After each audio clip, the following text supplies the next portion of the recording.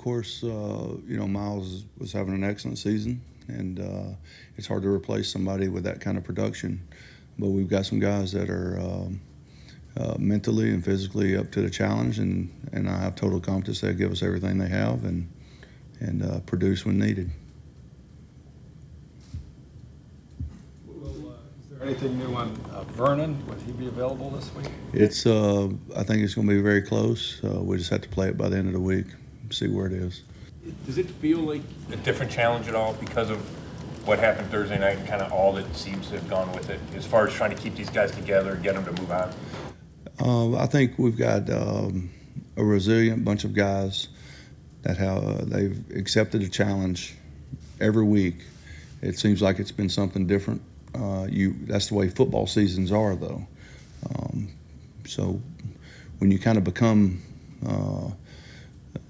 talked about, things come to the forefront more often. And our guys have been resilient from the standpoint of they've tried to stay focused week in and week out and just doing the job. We just want to do a good job today and then do a good job tomorrow and then do a good job, of course, ultimately on Sundays when we get graded.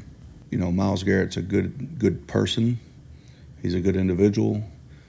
He does a lot in the community. He's a soft-spoken. Myles Garrett's a good person. We're not going to pile on Myles. He had a bad lapse in judgment, and that's it. But I'm still a Myles Garrett fan, and I'm going to support him. Our organization's going to support him, and his teammates will support him, and this coaching staff will support him. I got to fess up. I think that Freddie Kitchens there's a percentage figure that he's at fault here. I don't know what that number is. But I feel bad for the guy. He just came up with the biggest win of his coaching career, kind of was ready to get some people off his back. They played a good game, 21-7. A lot of good reasons to say that they played well. And then this comes, and I feel sorry for the guy. I don't know that I want him to be my coach, but I feel sorry for him. Yeah, it's a tough spot for him for all the reasons you just said. I mean, he's been waiting for a signature win all year, and maybe it was the Baltimore win, but certainly this one is just as big, and then he's got and it comes right at the end of the game, so he's immediately peppered with questions after the game about what was that probably all hasn't about. Processed it at that point. Yeah, and it's it's.